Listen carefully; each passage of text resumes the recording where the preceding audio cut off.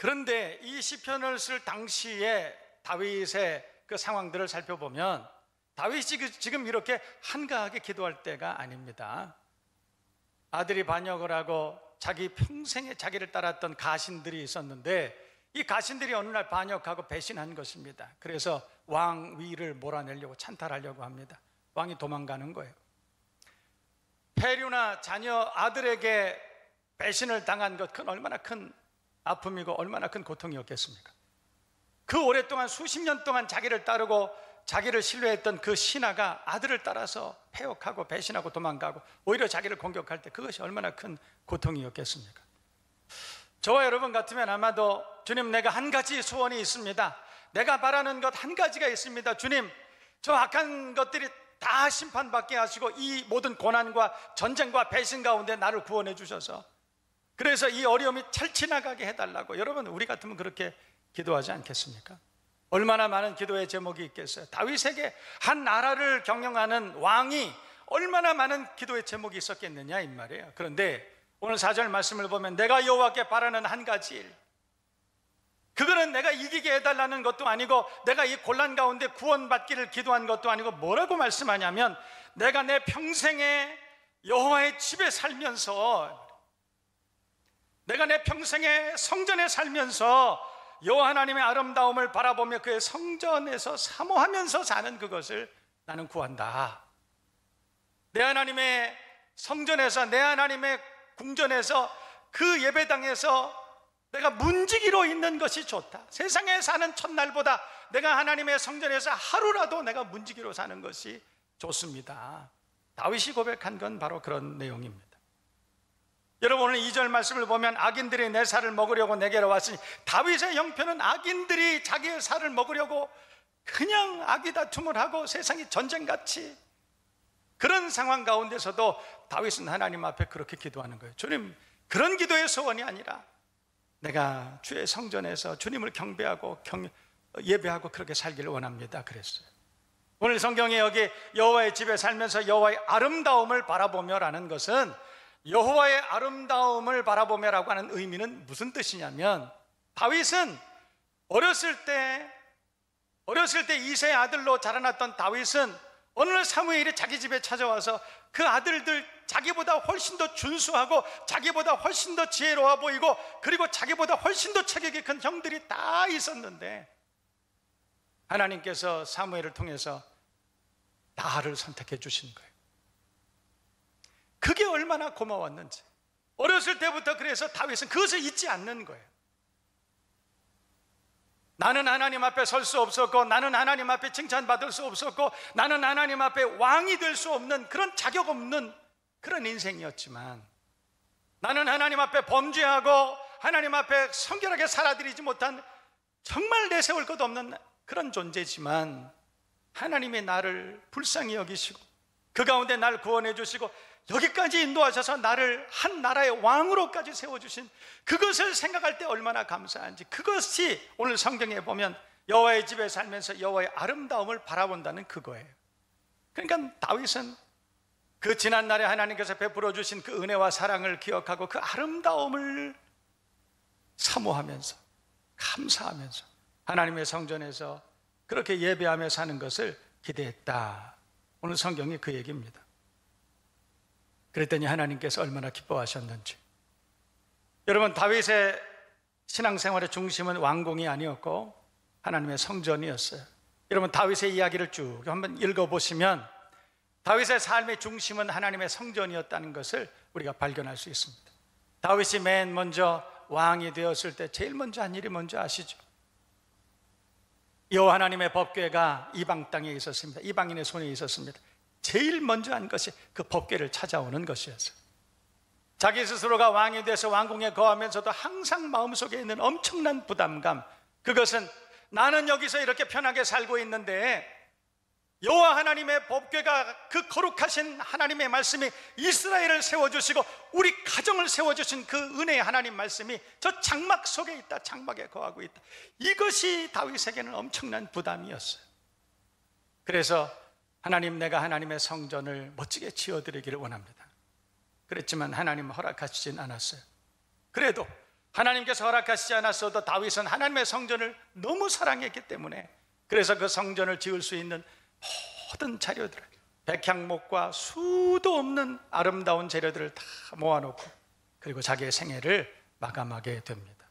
얼마나 하나님의 성전을 사모하고 예배하는 것을 얼마나 사모했는지, 여러분이 아시는 것처럼 시편 23편은 마지막 절에 이렇게 끝납니다. 내 평생의 선하심과 인자하심이 정녕 나를 따르리니 내가 여호와의 집에 영원히 거하리로다. 시편 23편의 맨 마지막 결론은 내가 여호와의 집에 영원히 거하리로다. 하나님의 성전에 예배하면서 그 아름다움을 사모하고 앙망하면서 내가 여호와의 집에 영원히 거하리로다. 주의 성전에서 예배하고 주의 성전에서 하나님의 말씀을 배우고 그리고 성도 안에서 교제하고 천국 같은 삶을 살아가는, 이것을 세상에서 가장 사모하고 살아가는 저와 여러분 모두가 되실 수 있기를 주님의 이름으로 축복합니다. 축원합니다. 그래서 하나님께서는 다윗을 너무너무 사랑하셨어요. 이 정도면 왕 될 만하지 않습니까? 이 정도면 하나님께서 사랑할 만한 그런 사람 되지 않겠습니까? 여러분, 돼지는 구조상 하늘을 바라볼 수 없다고 그래요. 돼지는 생긴 구조상 하늘을 바라볼 수가 없다고 그래요. 그런데 사람은 그렇지 않습니다. 여러분, 사람은 헬라어로 사람이라고 하는 뜻은 위를 바라보는 존재예요. 위라고 하는 것과 얼굴이라고 하는 것이 합성어가 됐어요. 그러니까 인간은 뭐냐?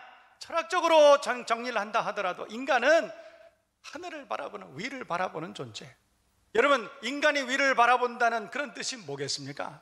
위를 바라본다는 게 뭡니까? 인간은 예배하는 존재에 하나님께서 처음 만드실 때부터 위를 바라보도록 만들어 두셨다는 거예요. 그래서 사람은 예배할 수밖에 없는 존재, 하나님을 예배하는 예배자라고 하는 것입니다. 우리가 하나님의 성전을 사모하고 예배하는 것을 사모하고 그렇게 믿음으로 살 수만 있다면 하나님께서 우리의 삶을 기억하시고 축복하시고 날마다 동행해 주시고 최고가 되게 하시고 형통하게 하시고 아멘하는 대로 이루어질 줄로 믿습니다. 그 하나님의 성전을 사모하고 그리고 하나님 앞에 예배하는 예배자로 살면서 기도의 소원들마다 응답되는 은혜로운 복된 삶을 살아가는 저와 여러분 모두가 되실 수 있기를 주님의 이름으로 축복합니다. 저는 그래서 오늘 이 성경 본문을 통해서 우리가 소원이 응답되는 삶, 우리가 하나님의 마음에 합한 믿음의 삶, 복된 인생을 살아가기 위해서는 오늘 다윗의 이야기들을 통해서 우리가 배울 게 참 많지 않느냐, 몇 가지를 함께 살펴보도록 합니다. 첫 번째는 우리가 하나님을 기뻐해야 되지 않겠습니까? 하나님이 기뻐하시는 소원을 가지고 주님 앞에 기도해야 되지 않을까? 그런 소원을 가지고 믿음으로 살아야 되지 않겠느냐, 그런 생각이 듭니다. 바울은 빌립보 교회를 향해서 빌립보서 2장 13절에 그렇게 말합니다.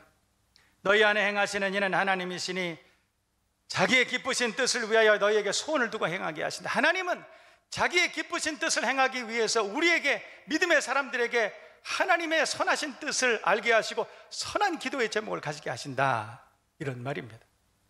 하나님께서는 하나님의 자녀들 가운데 하나님의 뜻을 알게 하시고 그것을 위해서 기도하게 하시고 하나님의 뜻을 이룰 뿐만 아니라 그렇게 기도하는 사람들에게 이 모든 것을 더하여 주시는 은혜와 복을 주시는 좋으신 하나님이시라.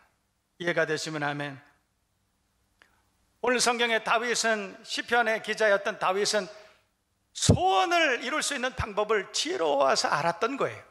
자기 인생의 소원을 이루고 자기 인생이 풍요롭고 자기 인생의 복의 근원이 되는 그런 인생을 살아가는 방법을 다윗은 알고 있었습니다. 하나님의 뜻을 이루어드리고 하나님의 마음에 합한 기도의 제목, 그런 소원을 가지고 살아간다면 하나님께서 이 모든 것을 더하신다는 것을 다윗은 알고 있었습니다. 그래서 당장에 전쟁이 일어나서 자기가 추적을 당하고 그리고 피해 다니는 그런 가운데에서도 다윗이 기도했던 것은 하나님, 내 모든 이런 형편 가운데 나를 구원해 주옵소서가 아니라 오늘 성경을 보면 내가 하나님 앞에 한 가지 구합니다. 내가 여호와께 바라는 한 가지, 그것은 내가 내 평생에 여호와의 집에 살면서 여호와의 아름다움을 바라보며 그의 성전에서 사모하면서 사는 그것입니다. 다윗은 여러 가지 기도의 제목이 있었음에도 불구하고 하나님이 정말 원하시는 기도의 소원이 뭔가를 알고 있었기 때문에 그것을 하나님 앞에 기도했다. 그래서 하나님은 다윗의 기도를 들으시고 응답해 주셨다고 성경은 우리에게 말씀하고 있습니다. 여러분, 하나님의 마음에 합한 기도의 소원을 가지시기를 바랍니다. 성경 보면 요나가 있습니다. 여러분, 요나는 하나님께서 말씀 맡겨주시고 니느웨로 가서 그래서 외치라. 주의 날이 얼마 남지 않았다고 외치라. 그런데 싫어요. 요나는 하나님의 말씀에 순종하고 싶은 생각이 없어요. 그리고 요나는 니느웨 사람들을 미워했기 때문에, 그래서 니느웨 사람들이 하나님의 말씀을 듣고 회개하고 돌아오는 것이 두려워요. 그래서 니느웨에 안 갑니다. 도망갑니다. 다시스로 자기의 욕망, 자기의 뜻을, 하나님의 뜻이 아니라 자기 뜻을 따라서 도망을 가버렸습니다. 어떻게 됐습니까? 결국은 사람들에게 망신당합니다. 배를 탔습니다. 선장, 그 배에 탔던 많은 사람들이 오히려 요나에게 손가락질을 합니다. 내가 어찌 여기서 잠자고 있느냐? 여러분, 이 시대에 교회들이 있습니다. 이 교회들이 하나님 앞에 하나님 우리에게 맡기신 사명, 그거 잘 감당해야 됩니다. 코로나, 세상에 전쟁이 일어나고, 세상에 경제 공황이 일어나고, 세상에 어려움들이 수도 없이 많습니다. 그때마다 교회는 어떤 일을 해야 되느냐? 그러나 그런 일을 하지 않습니다. 교회는 이 땅에 있는 모든 그리스도인들이 하나님의 마음을 알지 못하고, 하나님의 소원을 알지 못하고, 자기 소위에 오른 대로, 자기 생각대로 자기들을 위해서 그렇게 살아갑니다. 그 결과는 보나만 합니다. 요나는 배에 탔습니다. 선원들이 내가 어찌하여 여기서 잠을 자느냐? 이 시대에 교회 밖에 있는 많은 사람들이 내가 어찌하여 잠을 자고 있느냐? 교회에 그렇게 말하고 있지 않습니까? 내가 어찌하여 잠을 자고 있느냐? 내가 어찌하여 하나님이 정말로 원하시는 일은 하지 않고 내 뜻대로 살고 교회가 어떻게 그렇게 그럴 수 있느냐? 세상 사람들이 교회를 향해서 손가락질을 하는 그런 시대를 우리가 살고 있지 않는가, 이 말입니다. 결국은 혹독한 대가를 지불합니다. 저는 이 코로나 시대를 지나가면서 교회가 이렇게 혹독한 대가를 지불하고 이렇게 지나가는 일에 대해서 참 안타깝게 생각을 합니다. 이럴 때 하나님의 뜻이 무엇인지 분별하고, 그리고 그 하나님의 뜻을 마음의 소원으로 삼고, 간절한 기도의 제목으로 삼고, 온 교회가 하나님 앞에 뜨거운 마음으로 기도해야 되지 않을까. 저와 여러분 모두가 그런 교회가 되기를 주님의 이름으로 축원합니다. 여러분, 우리가 하나님의 뜻을 품고 하나님의 소원을 가지고 주님 앞에 뜨거운 마음으로 기도할 때 요나에게 베풀어 주셨던 엄청난 기적 같은 역사가 저와 여러분 모두에게도 일어나게 될 줄로 믿습니다. 그러나 여러분, 반대로 솔로몬 같은 이들이 있습니다. 솔로몬은 하나님 앞에 1000번제를 드렸습니다. 1000번제를 드렸는지 1000번 제사를 드렸는지 그것은 명확하지 않지만, 어쨌든 하나님 앞에, 솔로몬이 하나님 앞에 1000번제를 드릴 때 어느 날 제사 가운데 하나님이 현현 나타나셨습니다. 그래서 물어보셨습니다. 내가 너를 위하여 무엇을 해줄꼬? 내가 너를 위해서 뭘 해줄꼬? 그때 솔로몬이 대답한 것은, 하나님께서 내게 맡기신 백성이 너무나 많습니다. 내가 인간의 힘으로, 인간의 지혜로 이것을 감당할 수가 없습니다. 그러니 하나님, 내게 하나님의 뜻을 이룰 수 있는 지혜를 주옵소서. 이렇게 기도했던 것이, 하나님의 마음에 합한 기도의 제목을 가지고 기도했다, 이런 말입니다. 우리가 자녀들을 위해서 기도할 때, 하나님, 내가 이 자녀들을 기릅니다. 하나님 내게 주신 선물인데 하나님의 뜻을 이루고 하나님께 자랑과 면류관이 되게 하기 위해서 내가 자녀를 길러야 되겠는데 지혜가 부족합니다. 하나님, 내게 지혜를 주옵소서. 그러면 지혜 주시지 않겠습니까? 내가 하나님 앞에 하나님 주신 그 산업을 경영합니다. 그런데 이 산업이 하나님께 영광이 되게 하기 위해서 내가 그렇게 쓰임받기를 위해서 애를 쓰지만, 하나님, 내 지혜가 부족합니다. 주님, 내게 지혜를 주옵소서. 이 기업이 하나님의 뜻대로, 하나님의 뜻을 위해서 쓰임받기를 원합니다. 그러면 하나님께서 지혜를 주시고 더 풍성한 것을 주시고 더 크게 축복하시지 않겠느냐, 이 말입니다. 이것이 지혜예요. 솔로몬이 하나님 앞에 그렇게 기도했더니 하나님께서 지혜 물론 주셨죠.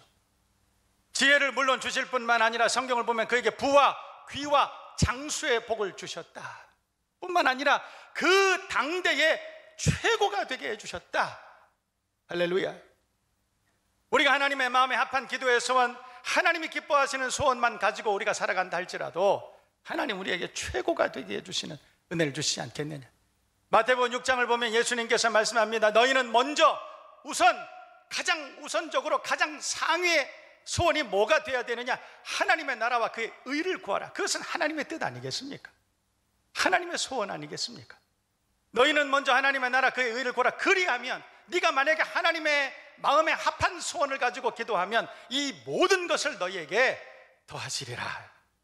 믿으시면 아멘 하시기를 바랍니다. 우리가 하나님의 뜻을 분별하고 그 하나님의 뜻을 위해서 주님 앞에 뜨거운 마음으로 기도하고 그렇게 살아갈 수만 있다면 하나님께서 이 모든 것을 더하시고 당대의 최고가 되는 은혜와 복을 우리에게 베풀어 주실 줄로 믿습니다. 두 번째로 생각해 봅니다. 왜 하나님께서는 다윗의 기도에 그렇게 그 다윗의 소원에 응답해 주셨느냐? 다윗은 하나님을 전적으로 신뢰하며 살았기 때문에 그렇습니다. 오늘 1절 말씀 보세요. 1절에 다윗은 그렇게 고백합니다. 여호와는 나의 빛이요 나의 구원이시니 내가 누구를 두려워하리요? 여호와는 내 생명의 능력이시니 내가 누구를 무서워하리요? 그러니까 다윗은 여호와 하나님은 나의 빛이시고 나의 구원이시고 내 생명의 능력이시다. 하나님은 날 구원해 주시는 분, 내가 어떤 악한 지경에, 내가 어떤 구렁텅이에, 내가 어떤 사망의 음침한 골짜기에 있을지라도 하나님은 나의 구원이 되신다고 하는 믿음의 확신, 그 신뢰가 있었기 때문에 그래서 하나님께서는 다윗을 기뻐하시고 다윗의 소원에 응답해 주셨다. 성경은 우리에게 말씀합니다. 사도 바울은 이렇게 담대하게 외칩니다. 로마서 8장 끝절을 보면 하나님이 우리를 위하시면 누가 우리를 대적하리요? 자기 아들 아끼지 아니하시고 우리 모든 사람을 위하여 내어주시니가 어찌 그 아들과 함께 모든 것을 우리에게 주시지 않겠느냐? 아들까지 우리에게 주신 아들까지 나를 위해서 내어주시니가 세상에 내게 내어주지 못할 게 뭐 있겠느냐? 오늘 그렇게 고백하게 된 것입니다. 여호와 하나님을 신뢰하는 사람들에겐 두려움이 없습니다. 그래서 다윗은 그렇게 고백합니다. 내가 하나님을 의지하고 하나님을 의뢰했습니다. 그러니 세상에 나는 어떤 사람도 두려워하지 않습니다. 이렇게 고백했던 것입니다. 사람이 내게 어찌할꼬? 여호와 하나님을 신뢰하는 사람들이 가지는 믿음의 야성입니다. 담대함입니다. 어려운 시대를 지나가고 있습니다. 여러분, 우리가 다윗과 같은 이렇게 하나님을 신뢰하는 확신하는 이 믿음만 가지고 있다면 우리가 하나님 앞에 기도하는 모든 소원이 하나님 앞에 연락되고 그 하나님께서 들으시고 응답해 주시지 않겠습니까? 저와 여러분 모두가 하나님을 온전히 신뢰하는 믿음의 사람들 다 되시기를 주님의 이름으로 축복합니다. 마지막 세 번째로는 다윗은 예배하는 사람이었기 때문에 하나님 앞에 예배의 자리로 나와서 예배할 때마다 하나님께서 그 기도에 그 소원에 응답해 주셨다. 그건 너무 뻔한 얘기 아닐까요? 하나님은 다윗의 마음을 기쁘게 받아주셨습니다. 다윗의 예배를 항상 기쁘게 받아주셨어요. 다윗이 예배할 때마다 주님께서는 얼마나 좋아하셨을까? 우리가 어려운 시대에 주님 앞에 예배할 때마다 하나님 그 이 예배를 받으시면서 얼마나 좋아하실까? 세상 사람들이 다 예배를 소홀히 여기고 세상 사람들이 다 세상으로 도망가고 예배를 소홀히 할 때 하나님 앞에 나와서 마음과 정성과 뜻과 힘을 다하여 주님 앞에 중심으로 예배하는 그 예배자들을 하나님 얼마나 기뻐하실까? 오늘 우리가 주님 앞에 예배합니다. 이 예배를 받으시면서 하나님께서 얼마나 기뻐하실까? 그 생각을 해보면 얼마나 하나님 앞에 감사한지 모릅니다. 여러분, 하나님께서는 예배를 기뻐 받으시고 예배하는 자의 소원을 반드시 들어 응답해 주시는 줄로 믿습니다. 여러분이 아시는 것처럼 세계적인, 우리나라가 낳은 세계적인 피아니스트가 있습니다. 서혜경 씨라고. 여러분 아시나요? 서혜경 씨라고 있습니다. 어린 시절부터 너무 천재적인 피아노 치는 재능이 있었습니다. 그래서 그 서혜경 씨가 프리스쿨 어렸을 때 이미 유학을 가서 그래서 자기보다 나이 많은 오빠들하고 같이 대학에서 공부를 하고 그렇게 자라납니다. 언어도 서툴고 거기 가서 혼자서 부모도 없이 그렇게 살아가는 거 그게 쉽지 않아요. 그게 쉽지 않습니다. 그래서 그때 서혜경 씨 어머니는 항상 주일만 되면 서혜경 씨한테 전화를 했다고 그럽니다. 서혜경 씨한테 전화할 때마다 딱 물어본 것이 항상 세 가지였다는 거예요. 잘 있니? 어디 아픈 데 없니? 그리고 마지막 물어본 건 너 교회 갔다 왔니? 너 지금 잘 있니? 한 주간 잘 있었니? 아픈 데 없니? 그리고 꼭 물어봤던 것은, 세 번째 꼭 물어봤던 것은 너 교회 갔다 왔니? 이걸 물어봤다는 거예요. 그런데 여러분, 어린 서혜경 이 어린이가 교회 가는 게 쉽지 않습니다. 가는 것도 쉽지 않지만 가서 예배 드리는 것도 쉽지 않아요. 그래서 가기 싫어요. 그런데 너 교회 갔다 왔니? 그때 아니 얘 안 갔다 왔으면서도 얘 교회 갔다 왔어요. 거짓말하기가 싫어가지고 그래서 하는 수 없이 교회를 다녔다고 그래요. 하는 수 없이 교회를 다녔지만 하나님께서 서혜경 어린이를 사랑해 주셔서 예배 참석할 때마다 믿음 자라나게 하시고, 그래서 믿음으로 잘 버티게 하시고, 믿음으로 세계에서 참 유명한 피아니스트가 되게 해주셨어요. 서혜경 씨가 어른이 됐습니다. 훌륭한 믿음의 사람 됐습니다. 그 후에 어른이 돼서 고백한 것이 있어요. 어렸을 때 엄마가 주일마다 전화해서 너 교회 갔다 왔니? 그게 그렇게 귀찮았는데 어른이 되고 믿음에 철들고 지금 생각해 보니 하나님께서 우리 어머니의 입술을 통해서 내게 하신 말씀이었다는 것을 깨달았다는 거예요. 하나님께서 우리 엄마의 입술을 통해서 혜경아 너 교회 갔다 왔니? 이것이 하나님의 음성이었다는 것을 깨달았다. 여러분, 하나님은 예배자를 기억하십니다. 우리가 하나님 앞에 감사함으로 신령과 진정으로 마음과 뜻과 정성과 힘을 다하여 우리가 주님 앞에 신령과 진정으로 은혜와 진리로 예배할 때 하나님께서는 그 예배를 기뻐 받으시고 예배자의 간절한 소원에 반드시 응답해 주시는 줄로 믿습니다. 성경에 오늘 다윗은 내가 여호와께 바라는 한 가지 일 그것을 구하리니 곧 내가 내 평생에 여호와의 집에 살면서 여호와의 아름다움을 바라보며 그의 성전에서 사모하는 것이라. 5절에는 여호와께서 환난 날에 나를 그의 초막 속에 비밀히 지키시고 그의 장막 은밀한 곳에 나를 숨기시며 높은 바위 위에 두시리로다. 그렇게 말씀하고 있습니다. 여러분, 우리가 주의 성전에서 하나님 앞에 예배하는 것을 사모하고 그 예배를 통해서 주님과 깊은 영적인 교제를 나누기를 좋아하고, 만약에 우리가 그렇게 살아갈 수만 있다면 하나님께서는 하나님의 뜻을 이루실 뿐만 아니라 부와 귀와 명예와 수와 최고가 되는 은혜와 복을 우리에게 주시지 않겠습니까? 여러분, 여러분의 자녀들이 하나님의 성전에 나와서 예배합니다. 그 시간이 헛된 것이 아니에요. 학원에 보내는 그 시간보다 어쩌면 훨씬 더 소중하고 훨씬 더 의미 있는 시간을 아마 보내게 될 것입니다. 왜냐? 하나님이 여러분의 자녀들이 예배하는 그 시간을 기억하실 것이기 때문에 그렇습니다. 반드시 응답해 주실 것입니다. 이 코로나는 언젠가 지나갑니다. 이 모든 위협은 다 지나갑니다. 그 이후에 하나님께서 우리 교회를, 저와 여러분들을, 이 땅에 있는 모든 그리스도인들을 어떻게 평가하실까? 우리가 정말로 두려워해야 되는 것이 무엇인지, 우리가 정말로 경외해야 되는 것이 무엇인지 다시 한번 돌아보고 믿음으로 하나님 앞에 예배자로서 다시 한번 결단할 수 있는 마음의 소원이 응답되는 복된 인생을 살아가는 저와 여러분 모두가 되시기를 주님의 이름으로 축원합니다. 축복합니다.